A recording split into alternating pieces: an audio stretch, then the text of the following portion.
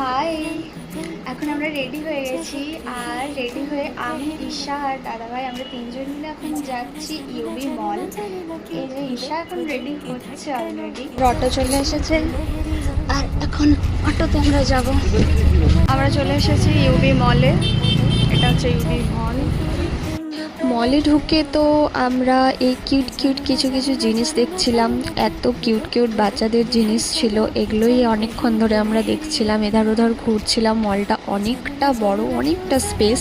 আর তার মাঝে এই যে এই মলটার পাশেই রয়েছে কিংফিশার টাওয়ার, যেটা ব্যাঙ্গালোরের খুবই ফেমাস একটা টাওয়ার। সেটা আপনারা গুগলে সার্চ করলে বুঝতে পারবেন কতটা ফেমাস। এটার উচ্চতা প্রায় 122 মিটার আর 34 তল্লা যতদূর আমি শুনেছি।